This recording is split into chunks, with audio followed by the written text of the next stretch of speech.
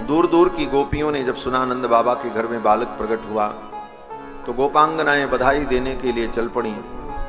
गोप्य सुमृष्टमणिकुंडल निष्ककंठश्चित्रांबरा पथि शिखाच्युतमाल्यवर्षाः नंदालयं सबलया ब्रजतिर्विरेजुर्व्यालोलकुंडलपयोधरहार शोभाः।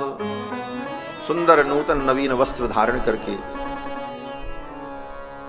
कानों में कुंडल पहनकर, हाथों में कंकण धारण करके, अजिया सास के जमाने की समस्त श्रृंगार सामग्री निकाल करके, कड़े छड़े बाजू बंद सब पहना गोपियों ने, और सज करके गोविंद के यहाँ, नंद बाबा के यहाँ बधाई देने के लिए चल पड़ी। नंदालयम सबलया ब्रजतिर्विरेजुर्व्यालोलकुंडल पयोधरहार शोभाः। खूब श्रृंगार किया और सज धज कर गोविंद कृष्ण का दर्शन करने के लिए, बधाई देने के लिए चल पड़े।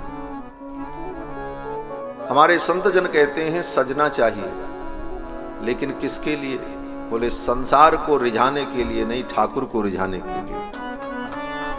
सजो, अच्छे कपड़े पहनो, खूब श्रृंगार करो, लेकिन भावना ये हो कि हमें गोविंद की सेवा में जाना है। सेवक अगर फटा हाल हो, गंदा हो, गंदे कपड़े पहना हो, तो स्वामी को उससे सेवा लेने में भी अच्छा नहीं लगेगा। और सेवक का स्वरूप दिव्य हो तो उसकी सेवा भी स्वामी को अच्छी लगती। तो हम भगवान के सेवक हैं और हमें भी ठाकुर जी की सेवा में जाना है, इसलिए सजना। बोले ये सजना तो अच्छा है, लेकिन हम सज करके स्वयं पर मुग्ध हों, ये मोह है।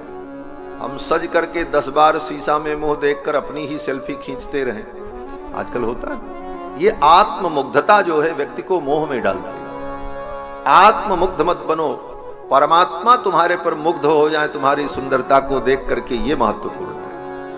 गोपियां सज करके आए, श्रृंगार करके, उनका सजना भगवान के लिए, संसार के लिए नहीं। श्री रामावतार में भी रघुनाथ जी जब प्रकट हुए अयोध्या जी में, तो अयोध्या की जितनी बधूटियां थीं, जितनी स्त्रियां थीं, सब श्रृंगार कर करके बधाई देने के लिए चल पड़ी। समूह में झुंड की झुंड, वृंद वृंद मिली चली लुगाई। ये भी बड़ा सुंदर भाव है। अकेले चली जाती, बोले देखो किसी भी अच्छी वस्तु का सेवन अकेले नहीं करना चाहिए। एक स्वादु न भुंजीत, शास्त्र का सिद्धांत है। स्वादिष्ट पदार्थ अकेले नहीं खाना चाहिए, बांट करके खाना चाहिए। और भगवान से बढ़ करके स्वादिष्ट और मधुर कौन है?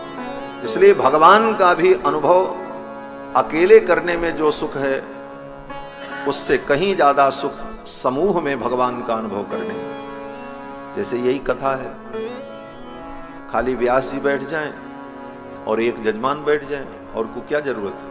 बोले तो ये आनंद नहीं। जब सब मिलकर इस रस का पान करते तभी आनंद हो। इसलिए गोपियां समूह में चल पड़ी। वृंद वृंद मिली चली लुगाई, सहज सिंगार किए उठ धाई। कनक कलश मंगल भरी थारा, गावत बैठई भूप दुआरा। और नंद बाबा के द्वार पर पहुंचकर गोपांगनाओं ने बधाई दी। ता आशीष प्रयुंजानाश्चिरम पाहीति बालके। गोपियों ने कहा है यशोदा रानी, आपका बालक चिरंजीवी हो, दीर्घायु हो। खूब आशीर्वाद दिया। नंद बाबा के द्वार पर खूब उत्सव हुआ। अवाद्यंत विचित्राणी वादित्राणी महोत्सवे।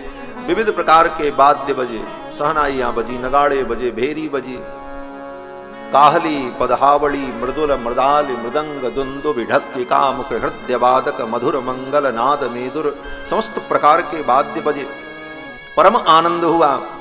और इस आनंद में गोपाः परस्परम हृष्टाः, सभी गोप परस्पर हृष्ट होकर, आनंदित होकर एक दूसरे के ऊपर दधि क्षीर घृतांबुभिः, दही, दूध, पानी, चंदन, हल्दी, जिसको जो मिला एक दूसरे के ऊपर फेंकने लगे। जैसे होली होती है ऐसे ही परम आनंद हुआ। नंद बाबा के द्वार पर आसिंचंतो बिलिम्पंतो, एक दूसरे के ऊपर डाल रहे हैं और बिलिम्पंतो खूब पोत रहे हैं एक दूसरे को, जैसे रंग लगाया है। इस प्रकार नंद बाबा के द्वार पर उत्साह में खूब आनंद से महोत्सव हो रहा था और ये महोत्सव कई दिनों तक चला।